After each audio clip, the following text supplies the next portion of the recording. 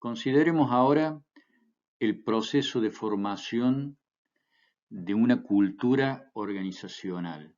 Esto es, cuál es el proceso, las distintas etapas por las cuales debe ir pasando una organización, los pasos que hay que ir dando para lograr un cambio cultural. Necesariamente tenemos que pensar que es un proceso lento, que se desarrolla a lo largo del tiempo. Un programa de cambio cultural lleva 2, 3, 4 años, 5 puede llevar. Estos cambios graduales se van haciendo de a poco hasta que finalmente se logra incorporar en la organización nuevas pautas de conducta, nuevos valores, nueva forma de hacer las cosas, de entender las cosas. Esto es una nueva cultura. Para que un programa de este tipo funcione, para que un proceso de cambio cultural funcione, se requiere cierta estabilidad en la organización, es decir, fundamentarse en valores, ¿sí? A partir de allí establecer métodos que sean estables y permanentes a lo largo del tiempo, que se vayan mejorando, pero no aleatoriamente o intempestivamente. Requiere también una cierta cohesión que se desarrolla y se demuestra en el lenguaje, en los hábitos y en las interrelaciones. Es decir, estabilidad en el liderazgo, estabilidad en la forma en que se va cotidianamente trabajando. Es un proceso de cambio paulatino, lento, gradual, que se tiene que ir asentando y en ese proceso se van asentando la forma en la que se hacen las cosas, la forma que son los métodos, la forma en la que se dirigen las personas entre sí, que es el lenguaje, la forma en que las personas se interrelacionan, la forma en que las personas deciden qué hacer, qué está bien hacer y qué no está bien hacer, que estos son los valores.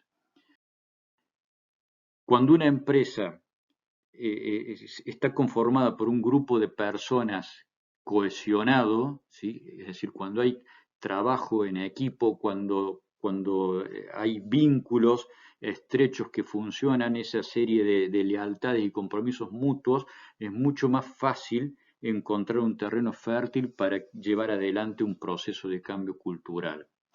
Digamos finalmente que la formación de cultura de una organización requiere, en primer lugar, establecer claramente cuál es la misión de la organización, que todos entiendan por qué y para qué están formando esta organización, ¿sí?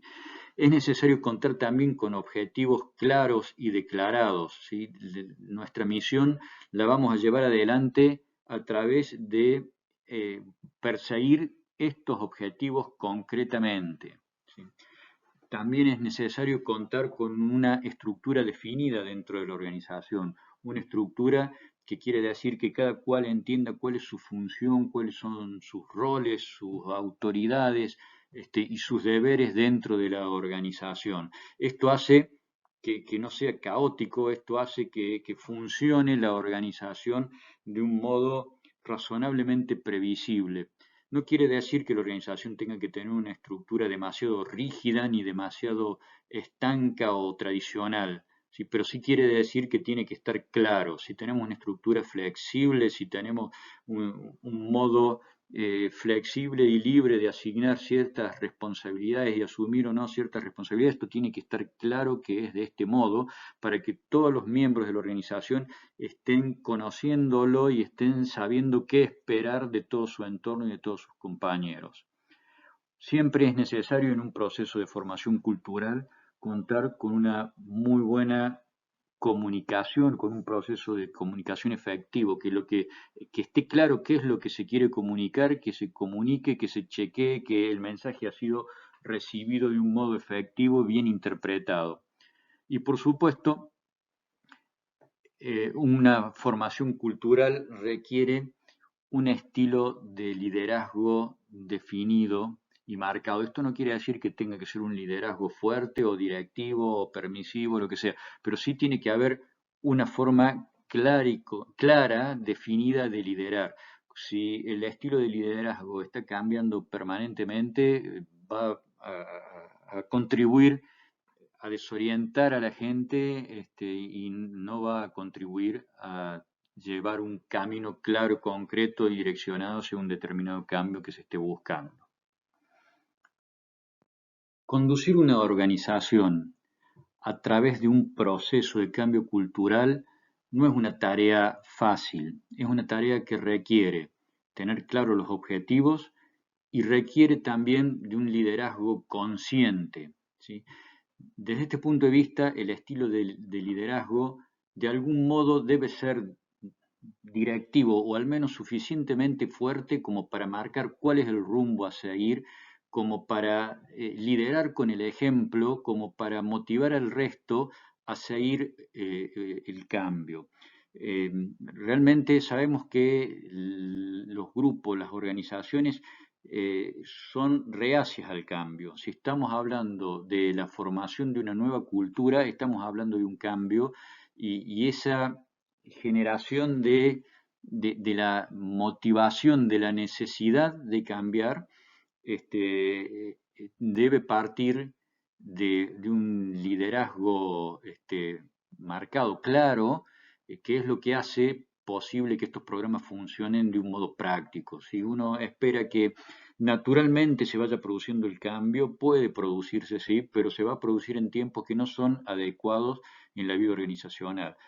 Decimos que un proceso de este tipo puede llevar 2, 3, 4 años. Bien, para que eso sea cierto y no sean décadas, hace falta la voluntad consciente del alto liderazgo de la empresa, de cuál es el cambio que se quiere llevar adelante, asignación de recursos, asignación de tiempo, asignación de agenda y ponerse a trabajar en marchar por el camino elegido.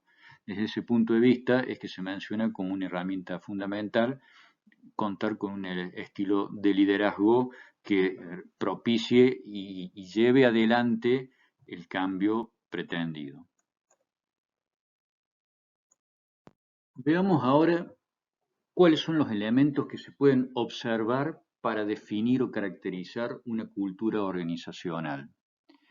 En primer lugar, se observa un lenguaje común y las categorías conceptuales compartidas, esto es, la forma en que las personas hablan, los términos que usan y los conceptos que se comparten y que se entienden para referirse a su quehacer diario.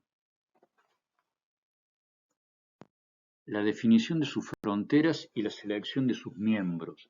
Esto es, una organización de algún modo tiene establecido hasta dónde llega, cuál es su incumbencia, qué es lo que forma parte y qué es lo que no forma parte de la organización.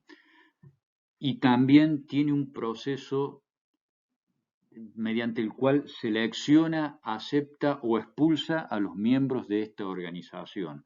Esto puede ser más o menos establecido o procedimentado, pero de algún modo las personas entran a la organización, perduran o se van, ¿sí? Esto forma parte de la cultura. También forma parte de la cultura la asignación de autoridad, de poder, de estatus, de propiedad. Esto puede ser una asignación más o menos formal, pero en función de cuáles sean las personas que van adquiriendo autoridad dentro de la compañía, se va delineando o queda clara cuál es la cultura. Forma parte de la definición de cultura, cuál es el perfil de las personas, las capacidades de las personas que hacen que se le otorgue autoridad.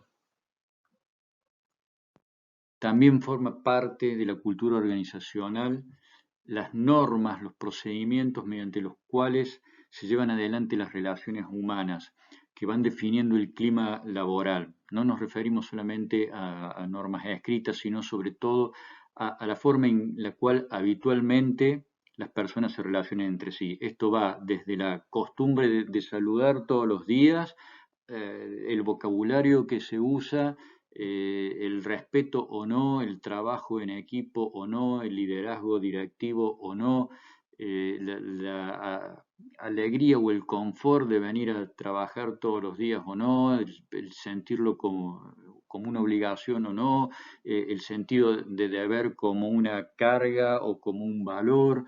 Bien, todo ese tipo de normas y creencias hacen a la cultura de la empresa, a la definición de la cultura de la empresa. Otro aspecto muy revelador de la cultura organizacional son los criterios mediante los cuales se otorgan recompensas y sanciones a sus miembros, porque esto es en definitiva lo que la organización entiende como bueno y valorable, las cosas que se deben recompensar, o como reprobable o inaceptable, aquellas que se deben sancionar. Este mecanismo de recompensa y sanciones es muy poderoso en la definición o en la redefinición de cambios culturales. También es importante observar, para delinear la cultura empresarial o organizacional, cómo se manejan los riesgos y cómo se manejan los eventos estresantes. La propensión o aversión al riesgo es un rasgo de la empresa, de la organización, del cual se deducen luego muchas de las pautas de conductas. ¿Sí? La forma en que se manejan los eventos estresantes tiene que ver con el perfil, con el estilo, con la cultura y con su capacidad de reaccionar, eh, eh, en definitiva, digamos, con la capacidad que tiene la empresa para afrontar los cambios, para sobreponerse a situaciones difíciles, que tiene que ver muchas veces con la madurez de una organización, cuando en general entendemos que una organización madura es aquella que es capaz de manejar las situaciones de crisis. Digamos, forma parte realmente de la cultura y nos indica cuán preparada está la organización para afrontar desafíos y situaciones inesperadas.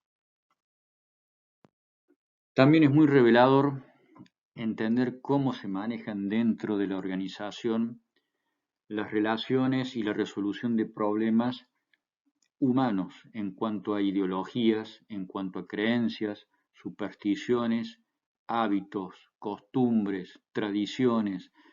Ese tipo de situaciones suelen ser motivo de roces o desencuentros entre las personas. En la medida en que una organización tenga establecido la forma en que estas dificultades se gestionan, si hay tolerancia o la regla es que no hay tolerancia, si se busca homogeneidad o la diversidad es valorada, todo esto tiene que ver con la cultura de la organización. No necesariamente vamos a hacer un juicio de valor de si una cosa es buena o no es buena, pero sí es necesario saber cómo son las cosas, cómo son estas pautas culturales, cómo se administran estos conflictos, para ver si se están administrando del modo más conveniente para que nos permitan alcanzar los fines que nos estamos proponiendo. Y si no es así, el cambiar esta situación formará parte del cambio de la cultura organizacional que estamos proponiendo.